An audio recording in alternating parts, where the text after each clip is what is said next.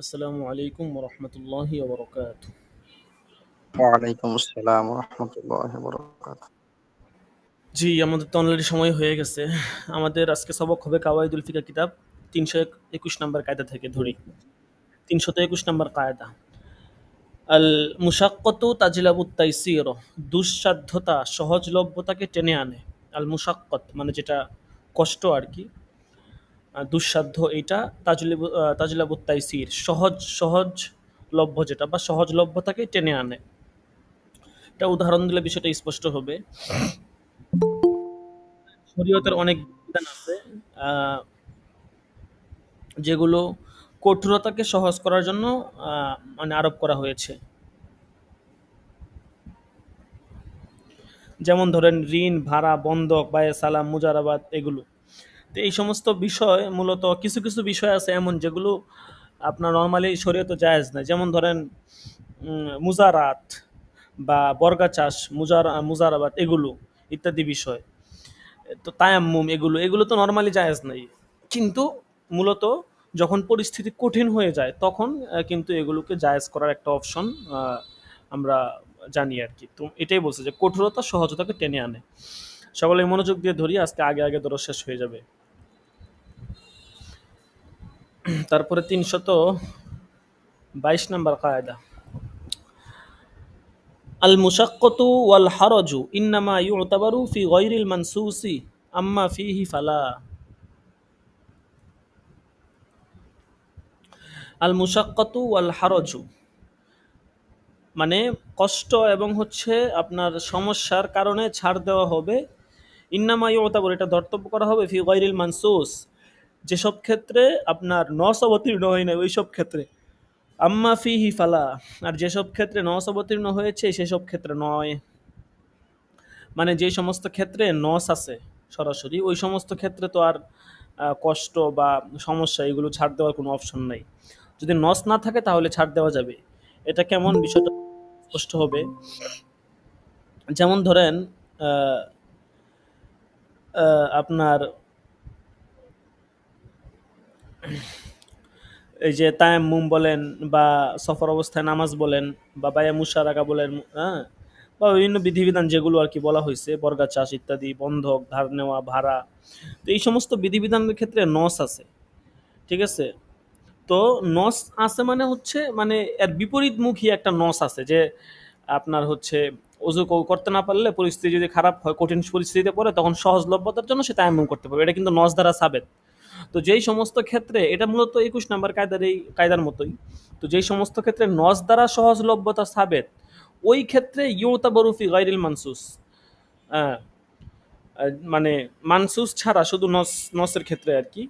তো নস দ্বারা যে সমস্ত ক্ষেত্রে সাবেত শুধু ওই ক্ষেত্রেই আপনার কিন্তু সহজলভ্যতা আসবে। আর যে সমস্ত ক্ষেত্রে নসের কোনো সাবেত নাই, মানে নস দ্বারা সহজলভ্যতা সাবেত না, ওই সমস্ত ক্ষেত্রে সহজলভ্যতা আসবে না। একটা উদাহরণ দিলে বুঝবেন। যেমন ধরেন হারাম শরীফের ঘাস উপড়ানো, ঠিক আছে। এখন হারাম শরীফের ঘাস উপড়ানো এটা কিন্তু হারাম। হারাম শরীফের কাবা শরীফের আশপাশ বা যেটা হারামের সীমানা, ওই সীমানা ঘাস উপড়ানো মুহরিম অবস্থায় এটা হারাম। তো এই কাজটা মনে করেন স্বাভাবিক মানুষের জন্য মানাটা কষ্টকর, হ্যাঁ। তো এখন এখন মানা যেহেতু কষ্টকর, এই জন্য কি শরীয়তের পক্ষ থেকে কোনো ছাড় আছে নাকি যে ঘাস না উপড়াইলেও চলবে বা কেউ চাইলে উপড়াইতে পারবে না বা কেউ চাইলে উপড়াইতে পারবে, এরকম কোনো কিন্তু নিষেধাজ্ঞা নাই। ঠিক আছে, বিষয়টা হচ্ছে যে এইটা আপনার মানতেই হবে, ঠিক আছে, এখানে কোনো সহজলভ্যতা নাই, এটাই বলছে। এরপরে ৩২৩ নম্বর কায়দা, মাআরিজুল কালামি মানদুহাতুন আনিল কিজবি, মিথ্যা থেকে বাঁচার জন্য ইঙ্গিতপূর্ণ কথা অনুমোদিত। মাআরিজুল কালাম মানে ইঙ্গিতপূর্ণ কথা, মানদুহাতুন এটা অনুমোদিত আনিল কিজবি মিথ্যা থেকে বাঁচার জন্য। যেমন আমরা জানি যে ৩ জায়গায় মিথ্যা কথা বলার অনুমোদন আছে, ঠিক আছে। তো স্পষ্টভাবে তো ৩ জায়গায় অনুমোদন আছে মিথ্যা কথা বলার ক্ষেত্রে। আর এমনিতেও এমনি ইঙ্গিতপূর্ণ কথা বলে যদি মিথ্যা থেকে বাঁচা যায় সেই ক্ষেত্রে ইঙ্গিতপূর্ণ কথা বলার অনুমোদন আছে। তিন জায়গায় যে সমস্ত জায়গার মধ্যে মিথ্যা কথা বলে অনুমোদন আছে, এর মধ্যে এক নাম্বার হচ্ছে দুইজন মুসলমানের মধ্যে যদি সন্ধি স্থাপনের কাজে মিথ্যা কথা বলতে হয়, সেক্ষেত্রে মিথ্যা কথা বলা যাবে। দেখা গেছে দুইজন মুসলমান কোনো বিষয় নিয়ে ঝগড়া লাগছে, যে কোনো বিষয় হতে পারে, এখন আপনি একটু মিথ্যা কথা বললে চাইলেই এই বিষয়টা মিটমাট করতে পারেন, তাহলে এই ক্ষেত্রে আপনি মিথ্যা কথা বলার অনুমোদন আছে। তবে মিথ্যা কথা যেন আবার আবার ঝগড়া বিবাদকে বড় না করে, সেটা খেয়াল রাখা লাগবে। মিথ্যা কথা অনুমোদন সেই ক্ষেত্রে যাতে করে ঝগড়াটা আর ছড়াবে না, এই জন্য আর কি।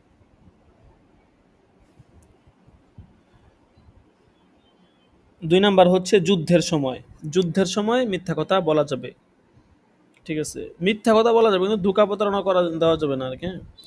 ৩ নাম্বার হচ্ছে উম স্বামীর জন্য স্ত্রীকে সন্তুষ্ট করতে সে চাইলে প্রয়োজন পরিমতো মিথ্যা কথা বলতে পারবে। ঠিক আছে? এখানে আসলে সরাসরি মিথ্যা উদ্দেশ্য নয়, বা জীবন বাঁচানোর জন্য মিথ্যা কথা বলা যায়। সরাসরি তো মিথ্যা কথা উদ্দেশ্য নয়, মূলত উদ্দেশ্য হচ্ছে যথাসম্ভব ইঙ্গিতপূর্ণ কথা বলা আরকি। আচ্ছা। তারপরে হচ্ছে ৩২৪ নাম্বার কায়দা। আল মাসিরু ইলাল বদলি ইনদা ফাওয়াতিল আসলি লা মা কিয়ামিহি। মূল বস্তু পাওয়া না গেলেই বিকল্পের দিকে যাওয়া হবে। হুম, লা মা কিয়ামিহি, মূল বস্তুর উপস্থিতিতে নয়। ঠিক আছে? মানে মূল বস্তু যদি পাওয়া না যায় সেই ক্ষেত্রেই আপনার ইনদা ফাওয়াতিল আসলি বদলের দিকে যাওয়া যাওয়া হবে মূল বস্তু পাওয়া না গেলে। যেমন ধরেন ওযু করা, তায়াম্মুম করা। এখানে ওযু করা হচ্ছে মূল, তায়াম্মুম করা হচ্ছে তার বদল। এখন মূল বস্তু অর্থাৎ ওযু করা যদি পাওয়া না যায়, মানে কোনো কারণে কোনো ব্যক্তি ওযু করতে সক্ষম না হয়, তাহলেই কিন্তু মাসিরু ইলাল বদল, বদলের দিকে যাওয়া যাবে। লা মা কিয়ামিহি, মূল বস্তু থাকলে মানে ওযু করার সামর্থ্য থাকলে কিন্তু কখনোই আপনি তায়াম্মুম করতে পারবেন না। তারপরে ৩২৫ নম্বর কায়দা, মুতলাকুত তাসমিয়াতি ইয়ানসরিফু ইলা মা হুয়াল মারুফ বিল উরফি। সাধারণভাবে নাম উল্লেখ করলে তা সমাজে প্রচলিত বস্তুকেই বুঝাবে। মুতলাকুত তাসমিয়া মানে সাধারণভাবে কোনো কিছুর নাম উল্লেখ করা, মুতলাক তাসমিয়া। তো বলতেছে মুতলাকুত তাসমিয়াতি ইয়ানসরিফু ইলা মা হুয়াল মারুফ বিল উরফি। সাধারণভাবে নাম উল্লেখ করার ক্ষেত্রে সমাজে যেটা প্রচলিত সেটাই বুঝাবে। এরকম কায়দা আগে গেছে, আগে একটা কায়দা গেছে ২০৩ নাম্বার একটা কায়দা গেছে। ওই কায়দার মধ্যে বলা হয়েছে যে মাতা আমকানাল আমালু বিল হাকিকতি ইসাকতুল মাজাজ। ঠিক আছে? তো ওই কায়দার মধ্যে বলা হয়েছে যে যদি আপনার হাকিকত আমল করা সম্ভব হয় তাহলে মাজাজ রহিত হয়ে যাবে। মানে কোনো একটা কথা বললে যদি মুতলাক রাখা হয় কথাটাকে, তাহলে এটা আপনার সমাজে যেটা প্রচলন সেটা বুঝাবে। ঠিক আছে? যেমন ধরেন অনেক সময় দোকানে গিয়ে মানুষ বলে বিভিন্ন জিনিসের কথা বলে, বা এটা দিও তো, ধরেন আপনার পাউরুটি দিতে বলছে বা কেক দিতে বলছে বা এই জাতীয় যেগুলো অনেক কিছু হতে পারে।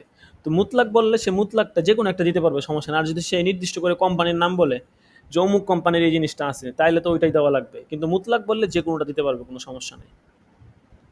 আচ্ছা, তারপরে ৩২৬ নাম্বার কায়দা, মুতলাকুল কালামি ইয়াতাকাইয়াদু বিদালালাতিল হাল। সাধারণ কথা অবস্থার পরিপ্রেক্ষিতে শর্তযুক্ত কথায় পরিণত হয়। মুতলাকুল কালাম, যে সাধারণ কথা, ইয়াতাকাইয়াদু বিদালালাতিল হাল, এটা শর্তযুক্ত কথায় পরিণত হয় অবস্থার পরিপ্রেক্ষিতে। ঠিক আছে? স্বাভাবিক যদি কোনো কথা, এটা আগে ৯১ নাম্বার একটা কায়দা গেছে, এটাও সেম ৯১ নাম্বার কায়দার মতোই। ঠিক আছে? ওখানে ভালো করে দেখে নিন, একদম ৯১ নাম্বার কায়দার যে ব্যাখ্যা এখানেও সেম। যে সাধারণ কথা অবস্থার পরিপ্রেক্ষিতে শর্তযুক্ত কথা বলুন। তারপরে একটা উদাহরণ দেই। যেমন ধরেন মুসলমানরা দারুল হরবে কোনো কেল্লা যদি ঘেরাও করে, তাহলে কাফেররা ১,০০০ দিনারের বিনিময়ে যদি নিরাপত্তার প্রস্তাব পেশ করে, এখন যদি মুসলমানগণ তাদের প্রস্তাব মেনে নেয়, তাহলে মুসলমানগণ দারুল ইসলামে পৌঁছা পর্যন্ত এই সন্ধি কার্যকর থাকবে। যদিও তারা তাদের প্রস্তাবে এই বিষয়টা উল্লেখ করে নাই যে দারুল ইসলামে যাওয়ার আগ পর্যন্ত সন্ধি কার্যকর থাকবে কিনা। ঠিক আছে? কিন্তু অবস্থার দাবি এটাই যে যতক্ষণ না মুসলমানরা তাদের নিরাপদ স্থানে চলে যেতেছে ততক্ষণ পর্যন্ত এই সন্ধি কার্যকর থাকবে। এটাই বলছে যে মুতলাক কালাম এটা অবস্থার দালালতে হাল বোঝায় আর কি। তারপরে 327 নম্বর কায়দা মুতলাকুল কালাম ইয়াতাকাইয়াদু বিল মাকসুদ, ওইটা আগেরটার মতোই। সাধারণ কথা উদ্দেশ্যের পরিপ্রেক্ষিতে শর্তযুক্ত কথায় পরিণত হয়। একটা কথা আপনি বলছেন, কিন্তু এখন পরিস্থিতি এমন যে এই তাইলে বোঝা যাবে যে আপনার কথাটা এই এই উদ্দেশ্যে আপনি বলছেন বা এই অবস্থার সাথে কেন্দ্র করে বলছেন। এই জন্য সাধারণ কথা কখনো কখনো মিল মাকসুদ উদ্দেশ্যের সাথে শর্তযুক্ত হয়ে যায়। তারপরে 328 নম্বর কায়দা আল মুতলাকু ফিমা ইয়াহতামিলুত তাবিদ বিমানজিলাতিল মুসাররাহি বিযিকরিত তাবিদ। সাধারণ বিষয় যদি স্থায়ী হওয়ার সম্ভাবনা রাখে তাহলে তা সুস্পষ্টভাবে স্থায়ী হিসাবে ঘোষণা করার মতো।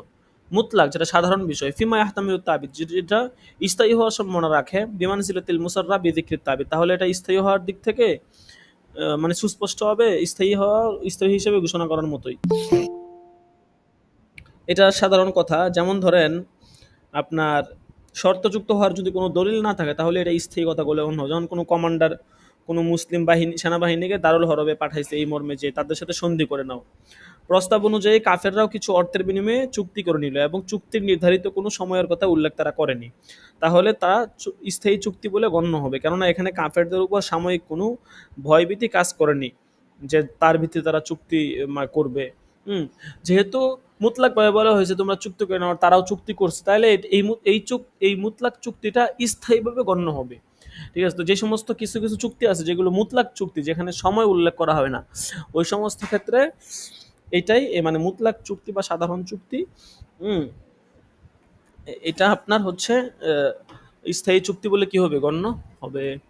তারপরে দেখেন 329 নম্বর কায়দা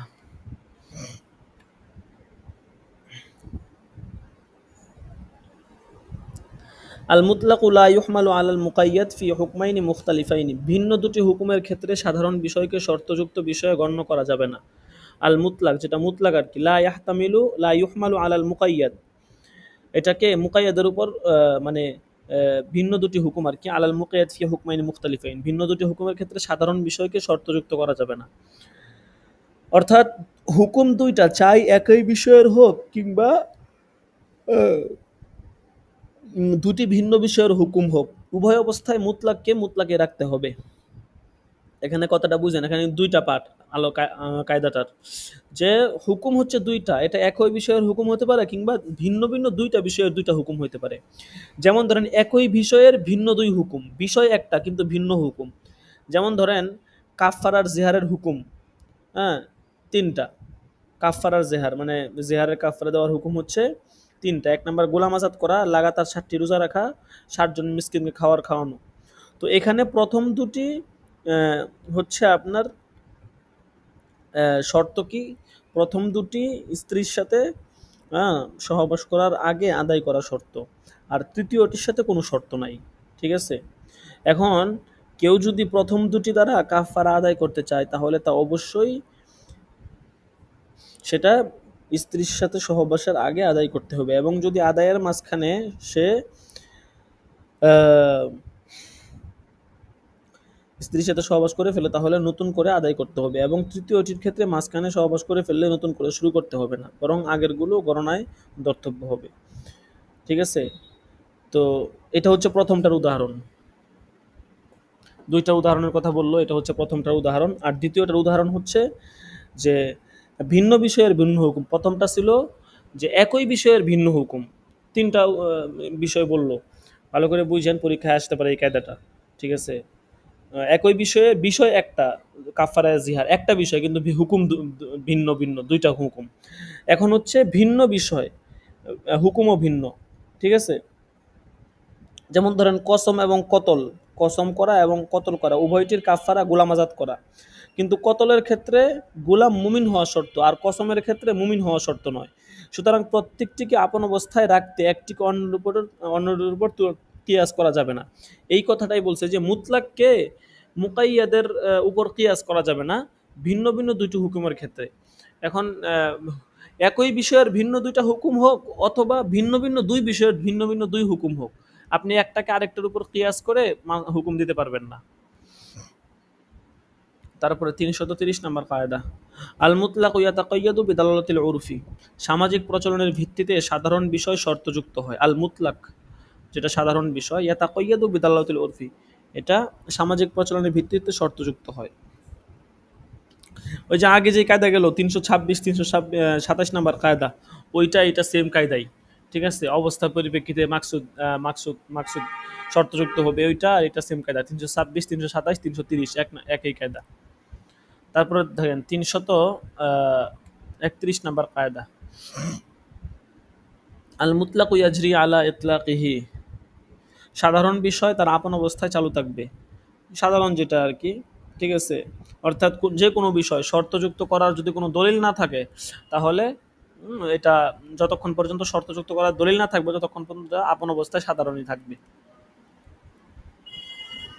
তারপরে 322 নাম্বার কায়দা, 332 নাম্বার কায়দা, আল মাজলুমু লাহু আই ইয়াদফা আয-যুলমা আন নাফসিহি বিমা কদারা আলাইহি লাকিন লাইসা লাহু আই ইয়াজলিমা গায়রাহু। মাজলুম ব্যক্তি নিজের উপর থেকে জুলুম হটাতে সাধ্যমতো পথ অবলম্বন করতে পারবে, কিন্তু অন্যের উপর জুলুম করতে পারবে না।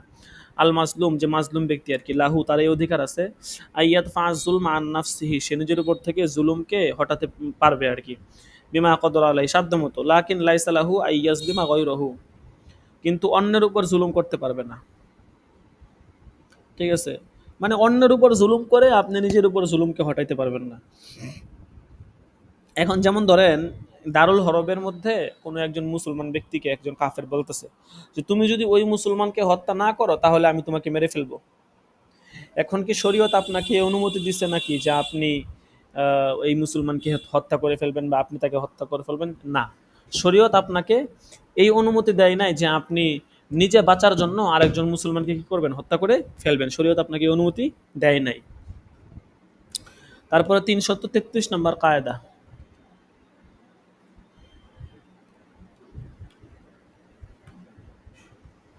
আল মারিফাতু লা তাদখুলু তাহতান নাকেরা ইল্লাল মারিফাতু ফিল জাযা, মারিফা নাকেরার অধীনে প্রবেশ করে না, তবে জাযায়ের ক্ষেত্রে ব্যতিক্রম, জাযার মধ্যে মারিফাটা প্রবেশ করতে পারে।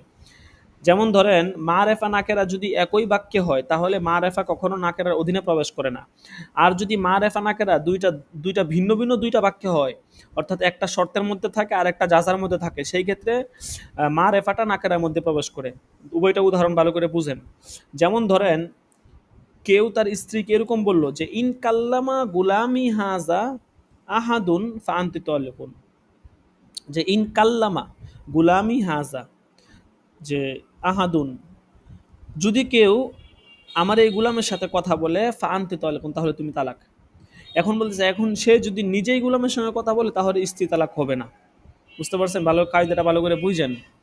কারণ হচ্ছে এখানে ইয়া মুতাকাল্লিমটা, হ্যাঁ, এটা হচ্ছে গুলামুনের দিকে মুজফ হয়েছে, মুজফিলাই আর কি। গুলামুন হচ্ছে মুজফ, ইয়া মুতাকাল্লিম হচ্ছে মুজফিলাই। আর মুজফিলাই এটা হচ্ছে মারেফা, অনেকগুলো প্রকার ভেদ আছে, এর মধ্যে একটা হচ্ছে মুজফিলাই। ইসিমটা কোনো ইসিম যখন মুজফিলাই হয় বা এজাফত হয়, এজাফতের দ্বারা মারেফার ফায়দা দেয়। তো যখন গুলামুনকে ইয়ার মুতাকাল্লিমের দিকে এজাফত করা হয়েছে তখন এটা মারেফার ফায়দা দিছে। এবং আহাদুন এটা হচ্ছে নাকেরা, ঠিক আছে। এখন এই দেখেন ইন কাল্লামা গুলামি হাজা আহাদুন, এটা কিন্তু একই বাক্যে, এমন না যে ইন কাল্লামা গুলামি এক বাক্য আর আহাদুন আরেক বাক্য। আহাদুন কিন্তু বাক্য না, ফান্তি তলে কোনো হচ্ছে আরেক বাক্য, কিন্তু ইন কাল্লামা গুলামি হাজা আহাদুন ফান্তি তলে এটা হচ্ছে আপনার একই বাক্য। তো যেহেতু আপনার উভয়টা এক বাক্যের মধ্যে আছে, অর্থাৎ শর্তের মধ্যে আছে, ইন কাল্লামা গুলামি হাজা আহাদুন এটা হচ্ছে শর্তের মানজিলায়, আর ফান্তি তলে কোন হচ্ছে জাজার মানজিলায়। আর আমাদের কায়দা ছিল যে যদি একই বাক্যে হয় মারেফা নাকেরা, সেই ক্ষেত্রে নাকেরার অধীনে মারেফাটা প্রবেশ করে না। তাহলে এখন স্বামী যে আছে সে হচ্ছে মারেফা, তো অর্থাৎ স্বামী সে আপনার এই হাজা আহাদুন যে নাকেরা আছে এই নাকেরার অধীনে কি করবে না, প্রবেশ করবে না। বুঝতে পারছেন? যেহেতু এক বাক্যের মধ্যে।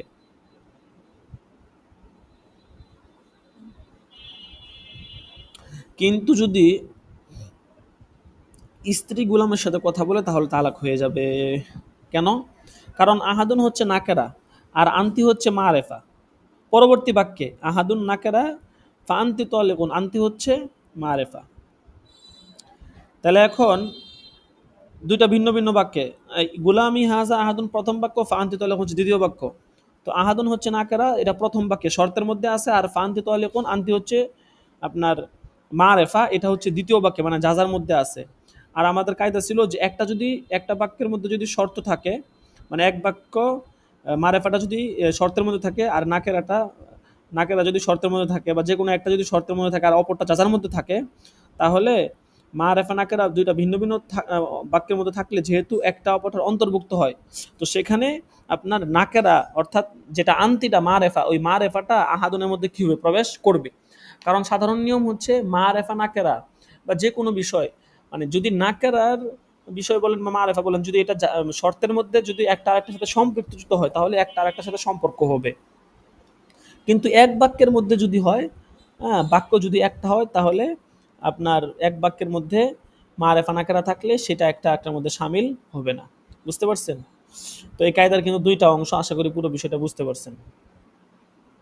না বুঝলে বলবেন, আবার বুঝাই দেওয়া হবে। ঠিক আছে, যদি কেউ না বুঝেন প্রশ্ন করতে পারেন, কোনো সমস্যা নাই। তারপরে ৩৩৪ নাম্বার কায়দা, আল মারুফ বিল উরফি কাল মাশরুতি শর্তান, সামাজিক প্রচলনের দ্বারা পরিচিত বিষয় শর্তযুক্ত বিষয়ের মতোই।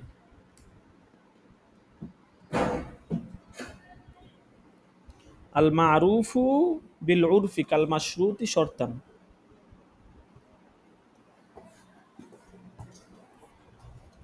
আল মারুফু বিল উরফ, যেটা মারুফ বিল উরুফ, উরুফের দ্বারা আপনার পরিচিত আর কি, কাল মাশরুতি শর্তান, এটা সামাজিক প্রচলনের দ্বারা শর্তযুক্ত বিষয়ের মতোই।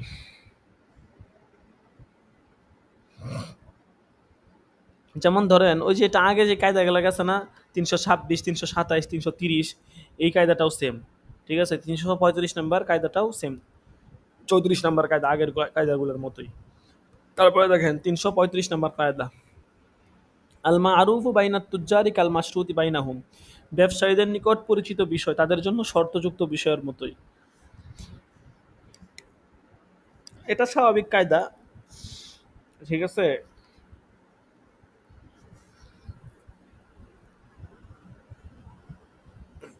যেমন ধরেন ব্যবসায়ীদের নিকট একটা, ব্যবসায়ীদের একটা স্বাভাবিক একটা নিয়ম আছে, ব্যবসায়ীদের কিছু স্পেশাল পরিভাষা আছে। তো বলতেছে তারা যেই পরিভাষাগুলো ব্যবহার করে তাদের এই পরিভাষাগুলো ধর্তব্য হয়। ঠিক আছে, তো এখন বলতেছে যে ব্যবসায়ীরা যেই সমস্ত বিষয়কে যেভাবে চিনে এভাবে এটা ওভাবেই গ্রহণযোগ্য। ধরেন একটা বিষয়, হ্যাঁ, ধরেন ধরেন আপনার বিয়ে শাদীর মধ্যে খাবার পাকানোর জন্য বাবুর্চি যদি কেউ ভাত, হলে দেখা গেছে পাতিল পাতিল থেকে খাবার বন্টন করে দেওয়া, এগুলোও কিন্তু স্বাভাবিকভাবে বাবুর্চিদের দায়িত্বে থাকে। এখন বিয়ে সাথে অনুষ্ঠান বা বিভিন্ন জায়গাতে যদি বড় একটা অনুষ্ঠান হয়, তো অনুষ্ঠান হইলে কিন্তু আপনার খাবার দাবার ভাগ বন্টন করা নর্মালি কিন্তু এটা যারা বাবুর্চি থাকে এরাই কিন্তু ভাগ বন্টন করে দেয়। এমন না যে অনুষ্ঠানের কর্তৃপক্ষ দেয় আর কি, দিতে পারে অনেক জায়গাতে। ঠিক আছে, যদি এটা স্বাভাবিক হয় না, কিন্তু বড় বড় অনুষ্ঠানগুলোতে তো আর এমন না যে মনে করেন একটা বড় অনুষ্ঠান করলেন, ৫,০০০ বা ১,০০০ লোক বা ৫০০ লোক আসবে, সেখানে যারা অনুষ্ঠানের যারা অনার আছে তাদের মাধ্যমে আপনার খাবার বন্টন করে দেওয়া হয়, এমন নর্মালি হয় না আর কি। তারা তো অবশ্যই বলে দেয় এভাবে দিবে, কিন্তু তারা কিন্তু বাবুর্চিদের কি বলে, আর এই কাজটা কিন্তু নর্মালি বাবুর্চিদের দায়িত্বে থাকে। ঠিক আছে, এখন যদি আমরা যদি অনুষ্ঠান করি বা যে কেউ যদি কম কোনো অনুষ্ঠান করে, সেক্ষেত্রে যদি তারা নিজেরা বন্টন করে দেয় সেটা ভিন্ন হিসাব, কিন্তু নর্মালি কিন্তু এইটাই নিয়ম। তো এইটাই বলছে যে ব্যবসায়ীদের মধ্যে যেটা পরিচিতি বা তাদের মধ্যে যেটা ইয়া থাকে ওইটা শর্তের মতো, এটা শর্ত না করলেও শর্তযুক্ত বিষয়ের মতোই।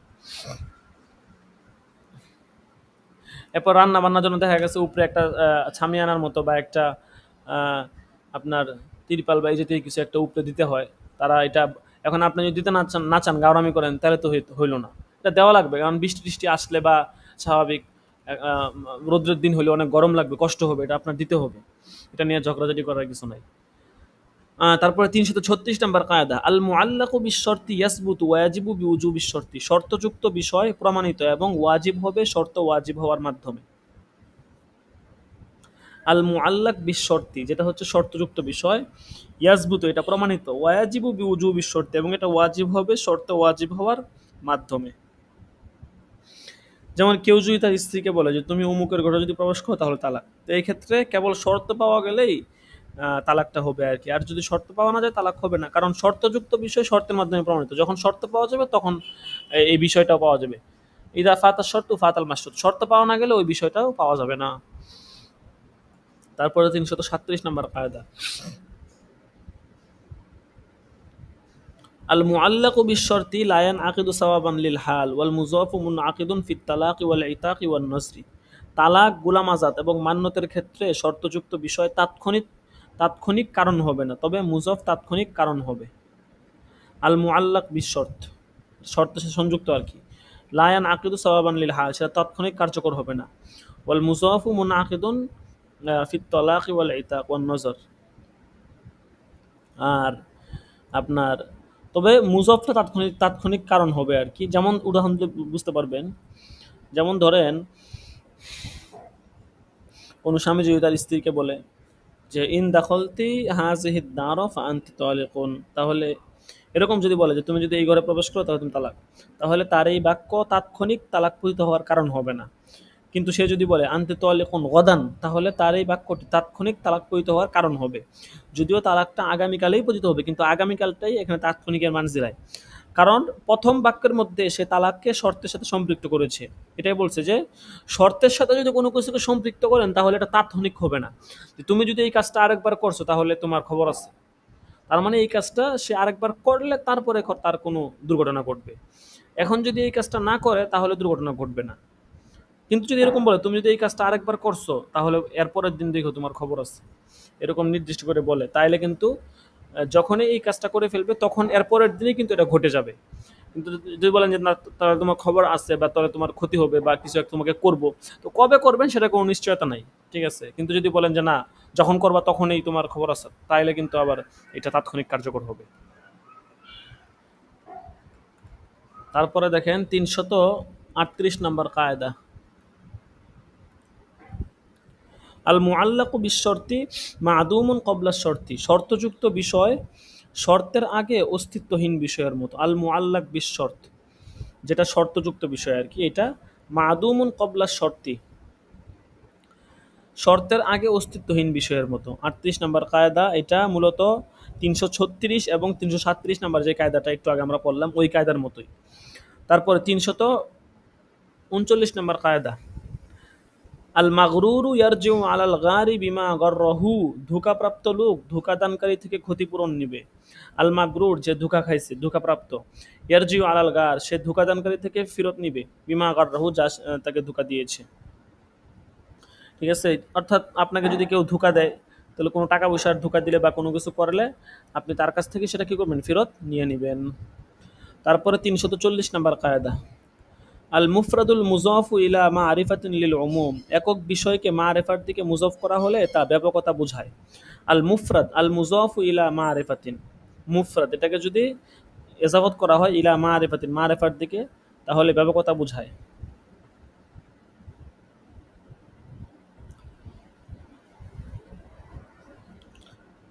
যেমন ধরেন কেউ যদি বলে যে আউসাইতু লিওয়ালাদি জাইদিন, যে আমি জায়েদের সন্তানের জন্য কি করেছি, ওসিয়ত করেছি। এখন যদি জায়েদের ছেলে ও মেয়ে উভয় থাকে তাহলে এই সবাই এই ওসিয়তের অন্তর্ভুক্ত হবে, কারণ ওয়ালাদ এইটাকে জায়েদ মারেফার দিকে আজাবত করা হয়েছে, যেটা ব্যাপকতাকে আবশ্যক করে। আর ওয়ালাদ দ্বারা আপনার শুধু ছেলেও বোঝায় না, এটা আপনার সন্তানাদি পুরাটা মানুষ বলে না যে আওলাদ আওলাদ, ওয়ালাদের বহু বচন আওলাদ, তো আওলাদ বলতে শুধু ছেলে বোঝায় তা না, আওলাদ বলতে কিন্তু আপনার ছেলে মেয়ে উভয়েই বোঝায়।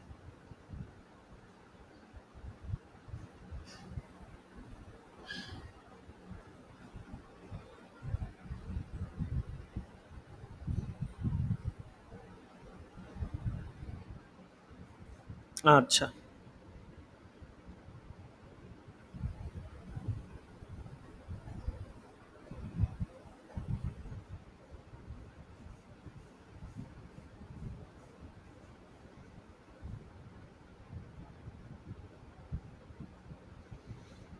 তারপরে দেখেন ৩৪০ নম্বর কায়দা,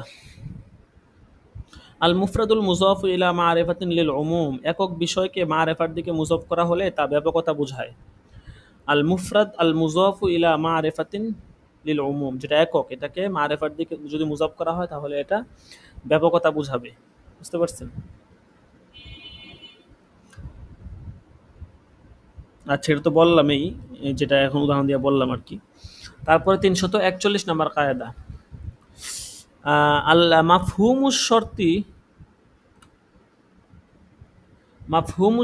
কা মাফহুমিস সিফাতি ওয়ালাইসা বিহুজ্জাতিন।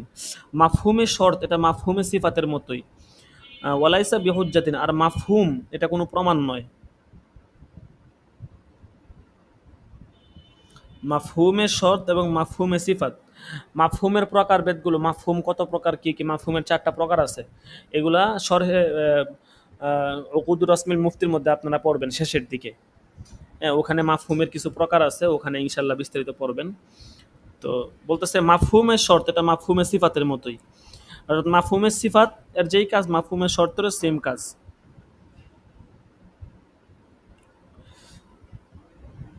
তারপর আমি একটু বলে দিই যে মাফহুমের সিফাত বলা হয় হুকুমকে কোনো সিফাতের সাথে সম্পৃক্ত করে করে দিয়ে এরকম কথা বলা যে অমুক সিফাত না পাওয়া গেলে হুকুমও পাওয়া যাবে না, ঠিক আছে।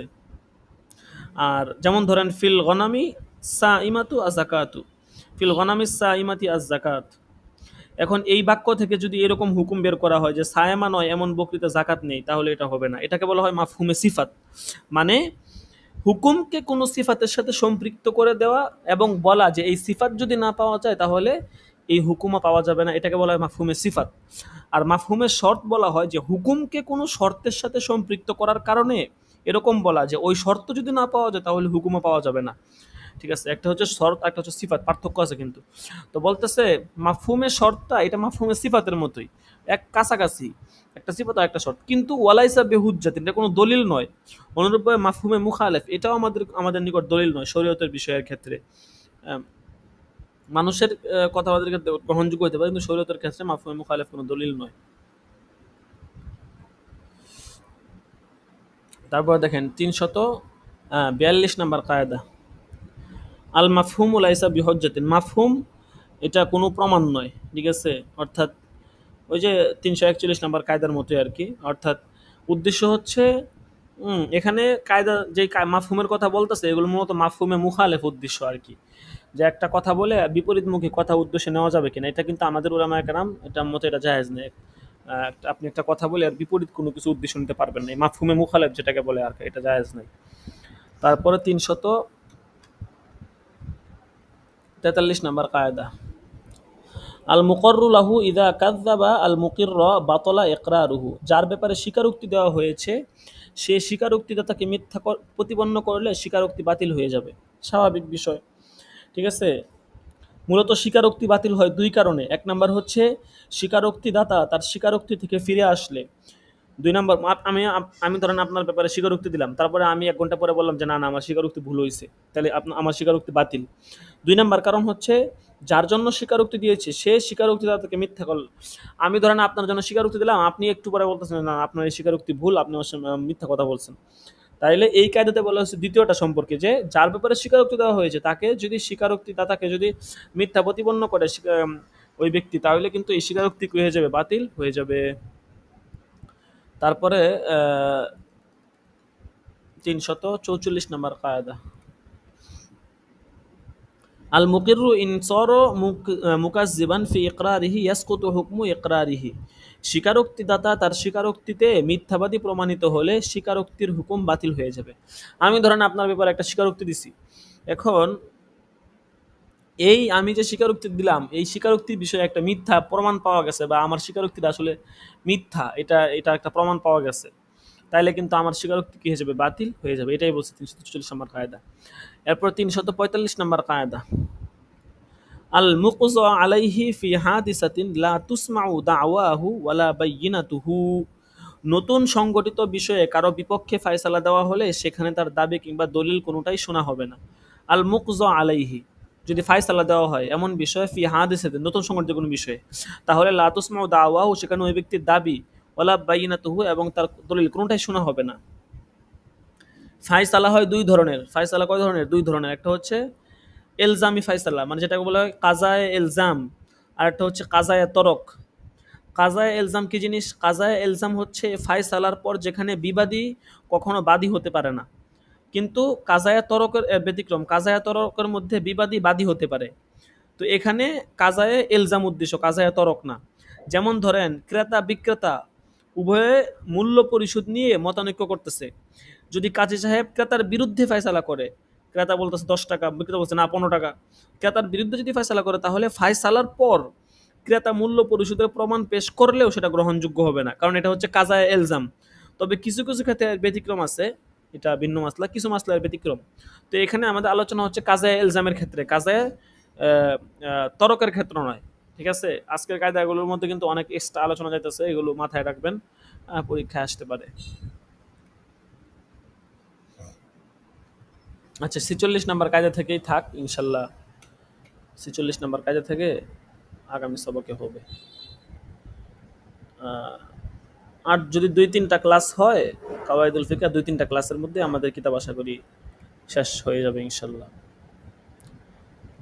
আর সময় যেহেতু হাতে কম, অলরেডি অনেক প্রতিষ্ঠানে দ্বিতীয় সেমিস্টার পরীক্ষা তো শুরু হয়ে গেছে,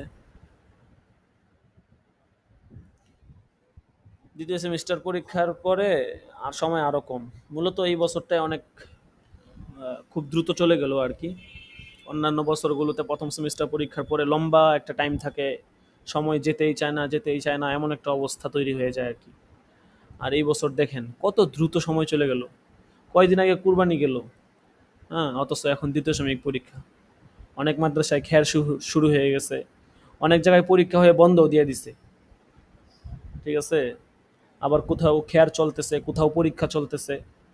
ঠিক আছে, বাকি সমস্ত কার্যক্রম মানে আমাদের যেই মূলধারার কমি মাদ্রাসাগুলো আছে, অফলাইন প্রতিষ্ঠানগুলো, সমস্ত কার্যক্রম কিন্তু তারা এই মাসেই মধ্যে শেষ করে ফেলতেছে। মানে নভেম্বর মাসে অলরেডি মাদ্রাসা খুলে ফেলবে, মাদ্রাসা খুলবে, অথবা আপনার সর্বোচ্চ নভেম্বর মাসের প্রথম সপ্তাহ কোথাও মাদ্রাসা বন্ধ থাকবে, কিন্তু ম্যাক্সিমাম জায়গাতে নভেম্বর মাসের প্রথম সপ্তাহ মাদ্রাসা খুলে ফেলবে বা বন্ধ থাকতে পারে আর কি। এই হচ্ছে বিষয়। সেই হিসাবে আমাদের পরীক্ষাটাও ইনশাল্লাহ নভেম্বরের শুরুর দিকে দেখি হয়ে যাবে ইনশাল্লাহ, কারণ দ্বিতীয় সেমিস্টার পরীক্ষার পরেই তো একটা অনুষ্ঠানের ব্যাপার সেবার আছে, একটা প্রোগ্রামের ব্যাপার সেবার আছে, সব কিছুর একটা ব্যবস্থাপনা আছে। কাজেই পরীক্ষাটা একটু আগে আগে নিতে হবে, বেশি লেট করা যাবে না। তাছাড়া আমরা যদি গতবারের মতো একদিন কিছুদিন খেয়ার দেই এবং একদিন পর পর পরীক্ষা সিস্টেম করি, যদি আপনারা বলেন তাহলে এই সিস্টেমই করব। আর যদি আপনারা বলেন যে না লাগাতার পরীক্ষা দিবেন 7 দিন, এটাও করতে পারবো, আপনারা যেভাবে বলেন সেভাবেই হবে। আর যদি একদিন পর পর গতবার যেভাবে দিচ্ছেন, আজকে পরীক্ষা কালকে নাই পরের দিন আবার আছে, এই সিস্টেমে যদি করি তাহলে 14 দিন লেগে যাবে পরীক্ষা। মানে আমরা যদি 1 তারিখ থেকে পরীক্ষা শুরু করি তাও 15 তারিখে গিয়ে শেষ হবে। ঠিক আছে, কাজেই আমাদের দেখা গেছে শুরুতেও 1-2 দিন খেয়াল দিতে হয়, সেটাও দিতে হবে। আবার পরীক্ষা আগের সিস্টেমে হইলে সেটাও খেয়াল রাখা লাগবে, বুঝতে পারছেন? এই জন্য আমাদের হাতে সময় যেহেতু কম, খুব দ্রুতই একটু এক্সট্রা ক্লাস যদি প্রয়োজন হয় আমরা এক্সট্রা, এখন আবার একটু বাহিরের ব্যস্ততা চলতেছে, কিছু প্রশ্ন এগুলা করতে হইতেছে, যার কারণে আমাদের হাতে সময় কম। তবে এই সপ্তাহখানিক পর সামনের সপ্তাহে আমরা এক্সট্রা কিছু ক্লাসও করতে পারি কিতাবাদি শেষ করার জন্য। শরহে উকুত শেষ করা লাগবে, শরহে উকুত হয়তো শেষ করা যাবে না, শরহে উকুত শেষ না হলে আপনার কাওয়ায়েদুল ফিকহ তো শেষ করা লাগবে 1 নম্বর, বুহুস ফিকাজাও শেষ করা লাগবে আর কি। দ্বিতীয় সেমিস্টার নেশাব দেখলে বলা যাবে। আচ্ছা ঠিক আছে।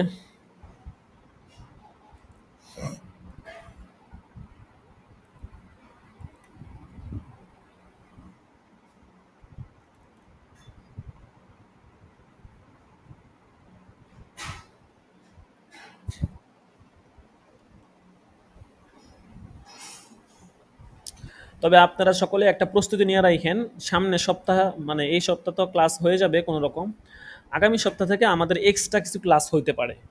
মানে সোমবার হচ্ছে শনিবার বুধবার তো আমাদের নিয়ম অনুযায়ী ক্লাস হয়, কিন্তু কিতাবাদি শেষ করার জন্য এবং কিতাবাদি কিছুটা টানার জন্য এক্সট্রা কিছু ক্লাস আমাদের হতে পারে। এবং আমাদের যেহেতু আমরা এই বছরে প্ল্যান করছি 120টা ক্লাস করব, একটা হোক দুইটা হোক 120টা ক্লাস, গত বছর আমরা 100 ক্লাস করছিলাম আর কি, তো এই বছর প্ল্যান আছে 120টা ক্লাস করব আর কি। তো এই প্ল্যান বাস্তবায়ন করতে হইলেও আমাদের এক্সট্রা কিছু ক্লাস করতে হবে, এক্সট্রা ক্লাস করা ছাড়া এই প্ল্যান বাস্তবায়ন করা কঠিন হয়ে যাবে।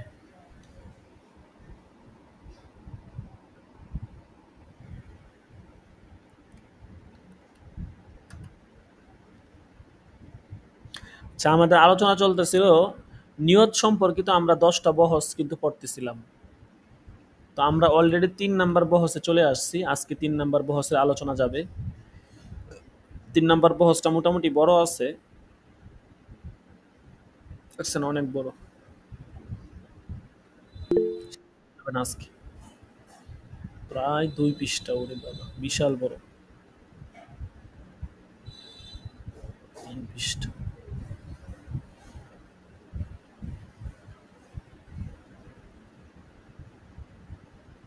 ওরে বাবা রে বাবা,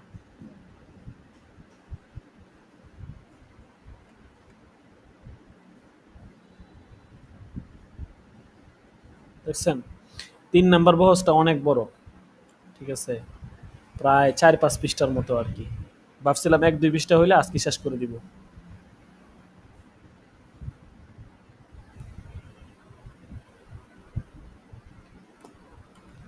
আর সালিসু, দেখেন এখান থেকে সকলে মনোযোগ দিয়ে তৈরি।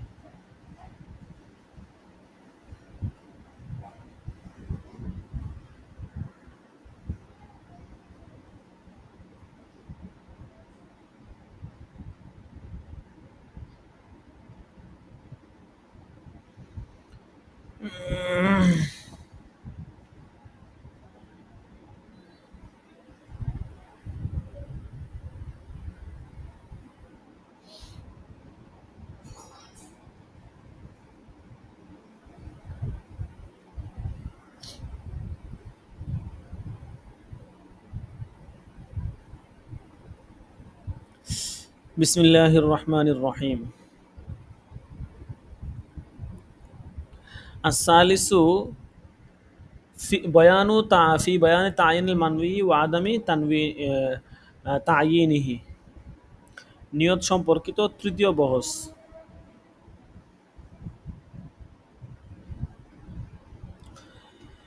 ফি বায়ানি তায়িনিল মানবি ওয়া আদামিহি, নিয়তকৃত কাজ নির্দিষ্ট করা না করা সম্পর্কে।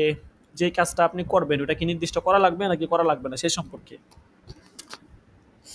আল আসলু ইনদানা আন্নাল মানবিয়া ইম্মা আইয়াকুনা মিনাল ইবাদাত আউলা, মনোযোগ দিয়ে ধরেন সকলেই। এই সম্পর্কে আমাদের নিকট কায়দা হচ্ছে যে নিয়তকৃত কাজটি, মানবিটা কাজটি হয়তো ইবাদত হবে অথবা ইবাদত হবে না। ফাইন কানা ইবাদাতান, যদি এটা ইবাদত হয়, ফাইন কানা ওয়াক্তুহা জরফান লিল মুআদ্দা, তাহলে হয়তো সময়টি কাজের জন্য জরফ হবে। বিমানা আন্নাহু ইয়াসাআহু ওয়া গায়রুহু, যে জরফ হবে মানে উদ্দেশ্য হচ্ছে ওই সময়ে সেই ইবাদত এবং তার মতো অন্যান্য ইবাদত আদায় করার সুযোগ হবে। ফালা বুদ্দা মিনাত তাইন, সেই ক্ষেত্রে আপনার তাইন করা লাগবে ইবাদতের। নুরুল আনোয়ারে আপনারা পড়ছেন এই মাসলাগুলো, এই নুরুল আনোয়ারের মাসলাগুলোই কিন্তু এখানে আসবে। যে যদি সময়টা মুআদ্দার জন্য জরফ হয়, ঠিক আছে, জরফ দ্বারা উদ্দেশ্য কি পাত্র আর কি। যেমন ধরেন নামাজটা এক একটা ওয়াক্তের নামাজ ধরেন 5 ঘন্টা 6 ঘন্টা থাকে, ধরেন জোহর থেকে নিয়ে আসর পর্যন্ত প্রায় 2-3 ঘন্টা থাকে, ধরেন উদাহরণস্বরূপ। তো ওয়াক্তটা কিন্তু জোহরের নামাজ আদায় করার জন্য, মানে এই মুআদ্দার জন্য পুরো ওয়াক্তটা জরফ। যদি এরকম হয় সেই ক্ষেত্রে যে এখানে আপনি জোহরের নামাজও পড়তে পারেন, আপনি অন্য কোনো নফল নামাজ চাইলে আপনি পড়তে পারেন। যেহেতু একাধিক নামাজ পড়া এখানে একটা অপশন আছে, সেই ক্ষেত্রে আপনাকে তাইন করতে হবে যে বিষয়ে যে নামাজটা আপনি পড়বেন সেটা, কারণ এখানে একাধিক ইবাদতের সুযোগ আছে। কাইয়ানবিয়া জুহর ফাইন করনাহু বিল ইয়াউমি কাজুহরিল ইয়াউমি সহহা, যেমন সে জোহরের নিয়ত করলো, ইয়ানবিয়া জোহর, যদি সে আজকের দিনের সাথে নির্দিষ্ট করে, যেমন কাজুহরিল ইয়াউম, আজকের দিনের জোহর, সহহা, তাহলে নামাজ সহি হয়ে যাবে। ওয়াইন খরজাল ওয়াক্তু, যদিও সময় চলে যায়, আউ বিল ওয়াক্তি, অথবা সময়ের সাথে সে মিলিয়ে নেয়। ওয়ালাম ইয়াকুন খরজাল ওয়াক্তু, অবস্থা এমন যে সময় চলেও যায়নি, সময় যদি চলেও না যায় তাহলেও যদি সে সময়ের সাথে মিলিয়ে নেয় বা জোহরের নামাজের নিয়ত করে, তারপরেও জোহরের নামাজ আদায় হয়ে যাবে। আর যদি এরকম হয় ফাইন খরজা ওয়া নাসিয়াহু, যদি বাস্তবিক পক্ষে সময় চলে যায় এবং সে ভুলেও যায়, লা ইউজজি ফি সহিহি, তাহলে সে জোহরের নামাজের নিয়ত করলেও সহি মত অনুযায়ী তার নামাজ শুদ্ধ হবে না। ফরজুল ওয়াক্তি কা জোহরিল ওয়াক্তি, বলতেছে ফরজুল ওয়াক্ত এটা জোহরুল ওয়াক্তের মতো, মানে শব্দ হচ্ছে ভিন্ন কিন্তু হুকুম এক। ওয়াক্তের ফরজিয়া বা এরকম যদি বলে জোহরের ওয়াক্ত বা ওয়াক্তের ফরজ নামাজ, তাহলে ওয়াক্তের ফরজ নামাজ বললে নির্দিষ্ট ওয়াক্তের মানে যে ওয়াক্তটা চলতেছে ওই ওয়াক্তের ফরজ নামাজ। তো হয়তো শব্দ ভিন্ন কিন্তু ওয়াক্তের ফরজ নামাজ বলতে যেই ফিল হাল যেই ওয়াক্তটা চলতেছে ওই ওয়াক্তটা উদ্দেশ্য। ওরকমভাবে জোহরুল ওয়াক্ত বললেও সেম সেম কথাটাই উদ্দেশ্য, জোহরের উদ্দেশ্য হবে। অর্থাৎ উভয় শব্দে শব্দ ভিন্ন কিন্তু হুকুম এক হবে। বলতেছে জুমার নামাজ এর বিপরীত। কারণ কি? ফাইন্নাহা বাদালুন, কারণ না জুমার নামাজ হচ্ছে জোহর থেকে বদল হয়ে আসছে, লা আসলুন, এটা মূল নামাজ নয়। ইল্লা আইয়াকুনা ইয়াতাকাদাহু আন্নাহা ফরজুল ওয়াক্তি, তবে যদি কোনো ব্যক্তির এটা এতেকাদ থাকে যে জুমার নামাজটা হচ্ছে একটা ওয়াক্তের ফরজিয়া, ফাইন নামাজ জোহর, সে যদি এই ক্ষেত্রে জোহরের নিয়ত করে লা গয়র, অন্য কোনো নামাজের নিয়ত না করে, উখতুলিফা ফিহি, তাহলে এই ক্ষেত্রে ইখতিলাফ আছে। ওয়াল আসহু আল জাওয়াজু, অধিক বিশুদ্ধ অভিমত হচ্ছে আপনার জায়েজ হবে আর কি, তার জোহরের নামাজটা জায়েজ হবে। قالوا وعلامة التعيين للصلاة أن تكون بحيث لو سئل أي صلاة تصلي يمكنه أن يجيب بلا تأمل। এখানে বলতেছে যে ধরেন আহ, আপনি যেই নামাজটা পড়বেন ওই নামাজের নিয়তটা আপনি তাইন করছেন কি করেন নাই সেটা আসলে কিভাবে বোঝা যাবে? আপনি যে যে নামাজটা পড়তেছেন, ধরেন আপনি জোহর পড়তেছেন বা আসর পড়তেছেন, এখন আপনি নিয়ত করছেন কিনা এই জিনিসটা বোঝা যাবে কিভাবে? বলতেছে ও আলামাতু তাইন লিসসালাতি, নামাজ তাইন হওয়ার আলামত হচ্ছে আইয়াকুনা বিহাইসু লাউ সুইলা, যে যদি প্রশ্ন করা হয় যে আইয়ু সলাতিন ইউসাল্লা, কোন নামাজ পড়া হচ্ছে, মানে ধরেন আপনাকে আপনি যখন নামাজ পড়তেছেন, এখন হঠাৎ করে কেউ আপনাকে জিজ্ঞেস করে, ভাই কোন নামাজ পড়তেছেন, এরকম বললো, ভাই কোন নামাজ পড়তেছেন। এখন আপনি যদি তার এই প্রশ্ন শুনে বেবাজায়গা খেয়ে যান, আরে আসলে তো আমি কোন নামাজ পড়তেছি বুঝতেছি না, আমি কিসের নামাজ পড়তেছি, এরকম উত্তর, মানে আপনাকে যদি উত্তর দেওয়ার জন্য ভেবে চিন্তে উত্তর দেওয়া লাগে, তাহলে বোঝা যাবে যে আপনি নামাজের নিয়ত করেন নাই। আর যদি ইউমকিনুহু আই ইউজিবে বেলা তাআম্মুলিন, তাআম্মুল ছাড়া যদি উত্তর দেওয়া সম্ভব হয়, আপনি উত্তর দিতে পারেন, তাহলে বোঝা যাবে আপনি নামাজের নিয়ত করছেন, তাইন করছেন। ওয়া ইন কানা ওয়াক্তুহা মিয়ারুন লাহা, আর দ্বিতীয় সূরত বলতেছে যদি সময়টা ইবাদতটা যদি সময়ের জন্য মিয়ার হয় আর কি, ঠিক আছে? যেমন ধরেন সময়টা আর কি ওই ইবাদতের জন্য বা কাজের জন্য মেয়ার হয়। যেমন ধরেন বিমানা আন্নাহু লা ইয়াসাউ গায়রুহা কাস-সাওমি ফি ইয়াউমি রমাযান, যে ওই সময়ের মধ্যে অন্য কোনো ইবাদত আদায় করা যায় না, ওইটাই আদায় করতে হয়। যেমন ধরেন রমজান মাসের রোজা, ঠিক আছে?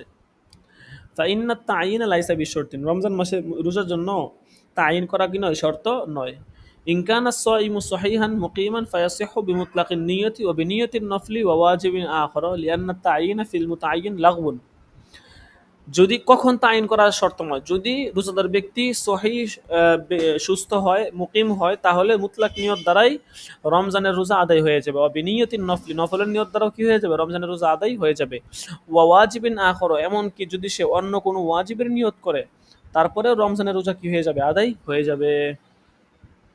সাওয়া উন্নাওয়া ওয়াজিবান আখর আও নাফলান। আচ্ছা, লিআন্না তাইনা ফিল মুতাআয়্যিন লাগউন, কারণ হচ্ছে যেই জিনিসটা নির্দিষ্ট সেই নির্দিষ্ট জিনিসের মধ্যে নতুন করে নির্দিষ্ট করা, এটা হচ্ছে লাগবুন, মানে এটা অনর্থক আর কি, ঠিক আছে? যেটা নির্দিষ্ট, এখন রমজানের রোজা এটা তো নির্দিষ্টই, তো যেটা নির্দিষ্ট এখানে আপনি নতুন করে নফল ওয়াজিব এই সমস্ত নির্দিষ্ট করার দ্বারা কোনো তাইন, এটা অলরেডি তাইন হয়ে আছে, আপনি আর কি তাইন করবেন? আচ্ছা, ওয়া ইন কানা মারিজন, বলতেছে আর যদি রোজাদার অসুস্থ হয়, ফাফিহি রাওয়ায়াত, তাহলে দুই দুই রাওয়ায়াত। ওয়াস সহিহু ওয়াকুহু আন রমাযানা সাওয়াউন নাওয়া ওয়াজিবান আখর আউলা।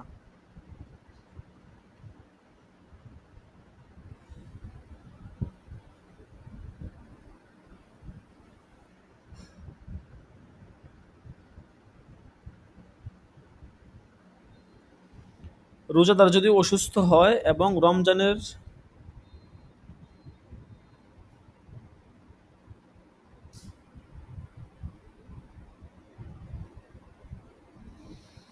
উম,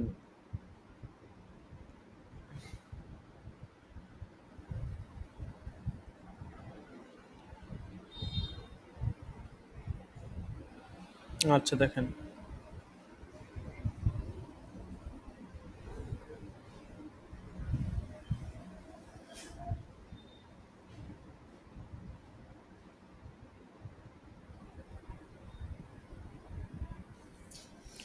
বলতেছে রোজাদার যদি অসুস্থ হয় সেই ক্ষেত্রে দুই রাওয়ায়াত আছে।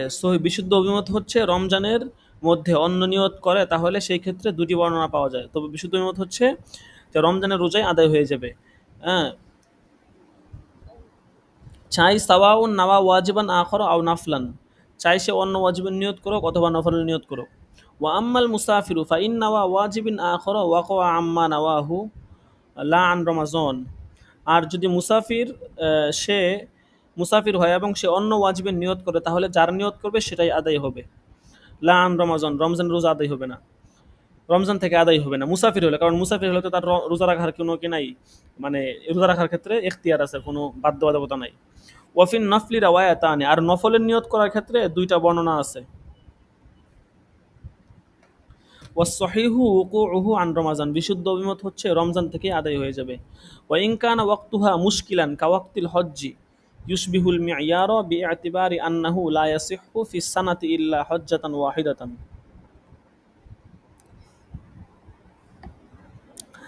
আর যদি ইবাদতের সময়টা মুশকিল হয়, যেমন হজের সময়, অর্থাৎ হজের সময়টা দেখা গেছে হজের জন্য মেয়ার হওয়ার সম্ভাবনা রাখে এবং জরফ হওয়ারও সম্ভাবনা রাখে। কোনটা কিভাবে দেখেন, এগুলো পড়ছেন নুরুল আনোয়ারের মধ্যে, যে বিআতিবারি মেয়ার হওয়ার সম্ভাবনা রাখে এই দৃষ্টিকোণ থেকে যে আন্নাহু লা ইয়াসিহু ফি সানাতি ইল্লা হজ্জাতান ওয়াহিদাতান, বছরে শুধুমাত্র একটা হজে কি হয় আবশ্যক হয়, অন্য কোনো হজ আবশ্যক হয় না, এই দিক থেকে মেয়ার হওয়ার সম্ভাবনা রাখে। ওয়া জরফু বিআতিবারি আন্না আফআলাহু লা তাস্তাগরিকু ওয়াক্তাহু ফায়ুসাবু বিমুতলাকিন নিয়তি নজরান ইলাল মিয়ারিয়া। আর জরফের সাথে সামঞ্জস্য রাখে এভাবে যে হজের সময়টি হজের কাজসমূহকে পুরোপুরি বেষ্টন করে নেয় না। ফায়ুসাবু বিমুতলাকিন নিয়তি নজরান ইলাল মিয়ার, সুতরাং সাধারণ নিয়ত দ্বারাই হজ সই হয়ে যাবে, কোন দিকে, মেয়ার হওয়ার দিকটি বিবেচনা করে আর কি। আচ্ছা, ওয়া ইন্নাওয়া নফলান ওয়াকওয়া আম্মা নাওয়া নজরান ইলা জরফি, আর যদি নফলের নিয়ত করে তাহলে যেই নিয়ত করেছে সেটাই আদায় হবে জরফের দিক বিবেচনা করে। তাইলে দুইটা বিষয় পাওয়া গেল, যে জরফেরও হয়, মানে জরফের আপনার হজের ক্ষেত্রেটা দুইটা বিষয় হতে পারে, জরফও হতে পারে আবার মিয়ারও হতে পারে। এখন দুই দিক থেকে দুই রকম নিয়ত করলে দুই রকম হবে আর কি। তো মুফতাবিহি কল তো এটাই, যে হজ যদি থাকে জিম্মায়, হুম,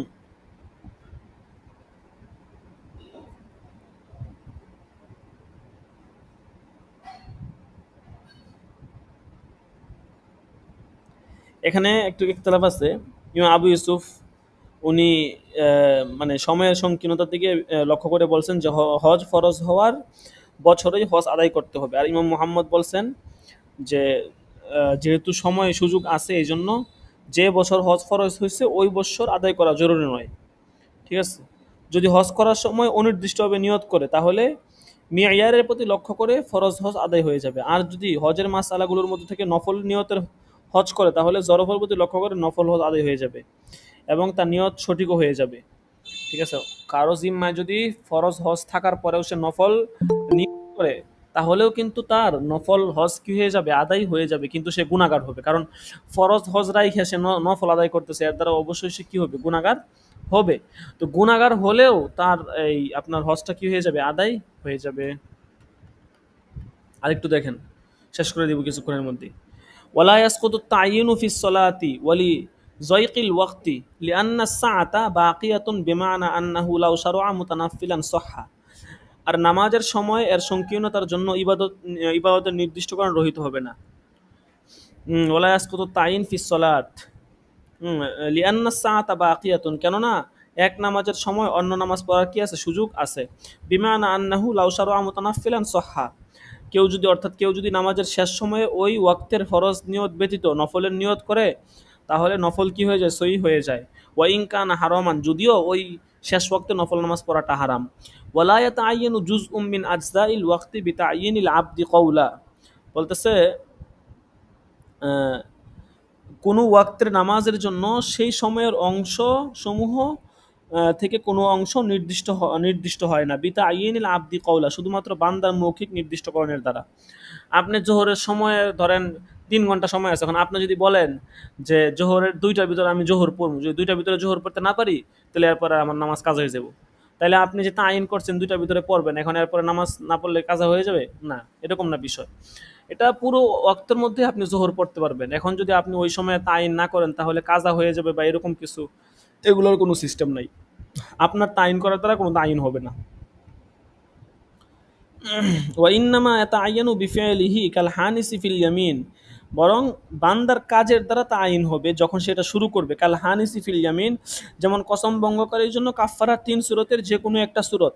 লা ইয়াতাআইয়ানু ওয়াহিদুম মিন খিসালিল কাফফারা, 3 সূরতের মধ্যে কোনো সূরত তার জন্য তাইন হয় না। ইল্লা ফি জিমনি ফি'লি হাযা, তবে সে নির্দিষ্ট করে কোনো কাজ যদি নির্দিষ্ট করে সেক্ষেত্রে আদায় করার ক্ষেত্রে তাইন হবে।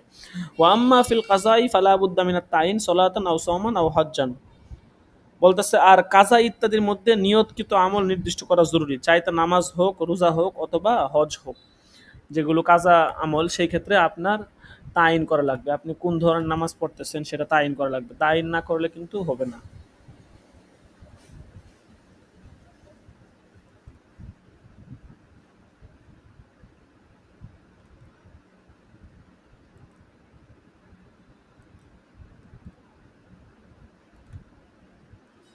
আজকে হচ্ছে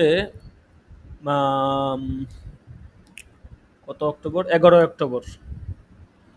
তো আপনারা হয়তো অনেকে জেনে থাকবেন,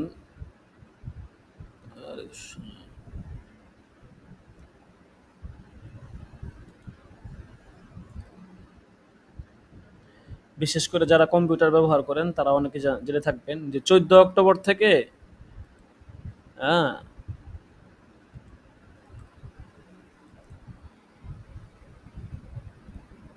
মাইক্রোসফট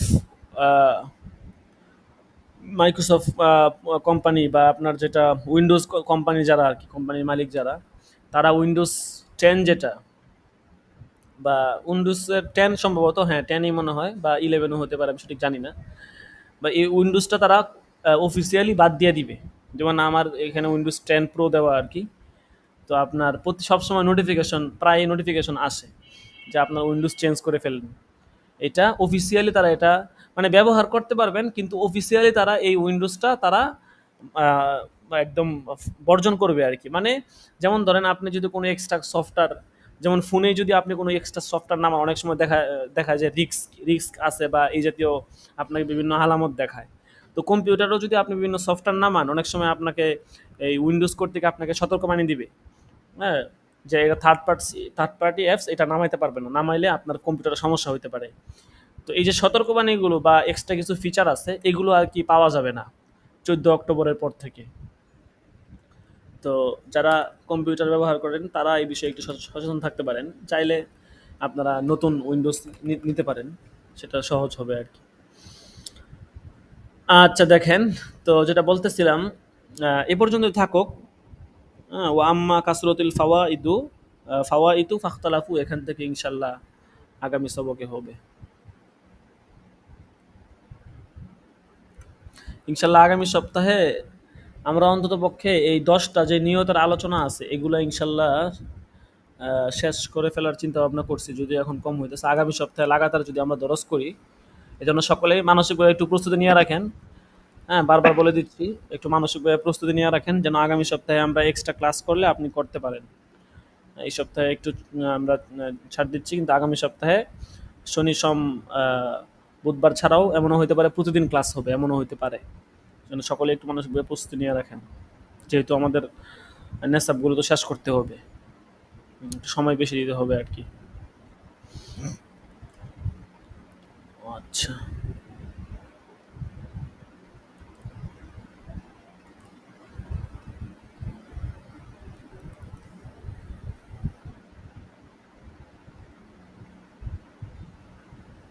হাজিরা রাখা হচ্ছে। আবু নাইম আছে।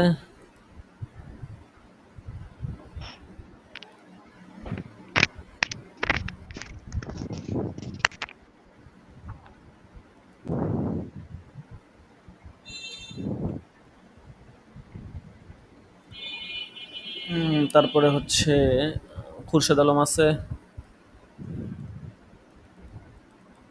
খুরশেদ আলম নাই, মুস্তাহিদ আল আদনান। গাইন দিয়ে দেবো, দ্রুত হাজিরা দিবেন। খুরশেদ আলম আছে, নাই গাইন। 13 নাম্বার আবু ইউসুফ। লাব্বাইক উস্তাদ জি আছি। 15 নাম্বার সাকিবুল ইসলাম। লাব্বাইক আছে উস্তাদ জি। 17 নাম্বার শাহাদাত হুসাইন।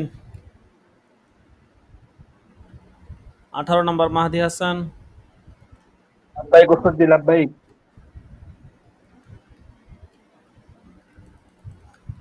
20 নাম্বার আছে, 20 20 নাম্বার নাই, রাফিউল ইসলাম। তারপরে 21 নাম্বার আব্দুর রহমান সিরাজি। লাভবাহিক উস্তাদ জি। 22 নাম্বার আলী হুসাইন। লাভবাহিক উস্তাদ জি। এরশাদুল্লাহ আছে, এরশাদুল্লাহ নাই। তারপরে আসেনি 24 নাম্বার দাখেলা মাসুম বিল্লাহ। লাভবাহিক উস্তাদ জি। এতদিন পরে কোত্থেকে আসলেন? আপনি তো নিয়মিত ক্লাস করতেন, ক্লাস করার চেষ্টা করেন নিয়মিত। 29 নাম্বার আছে আল আমিন। লাভবাহিক উস্তাদ জি। 29 নাম্বার দাখেলা আল আমিন। আপনার দাখেলা কি 29? না না না, আপনার তো 35। তাসনিম মাহমুদ আছে, নাই। 33 নাম্বার আছে তুফাইল আহমদ।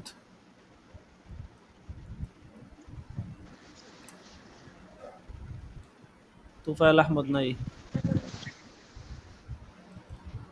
তারপরে হচ্ছে 35 নাম্বার আল আমিন। লাভবাহিক। 36 নাম্বার ইউসুফ মাহমুদ। লাভবাহিক। তারপরে হচ্ছে 38 নূর হুসাইন আছে, নূর হুসাইন নাই। আর তারপরে মনিরুল ইসলাম আছে 39 নাম্বার দাখেলা।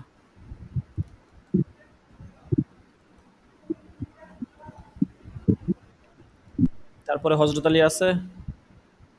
লাব্বাইক উস্তাদ জি। আচ্ছা, পরে আর আরিফুল ইসলাম আছে, নাই। ঠিক আছে, আজকে এ পর্যন্তই। সকলে ভালো থাকবেন, সুস্থ থাকবেন। সোমবার দিন দরজ হবে, সকলেই অবশ্যই সময় মতো চলে আসবো।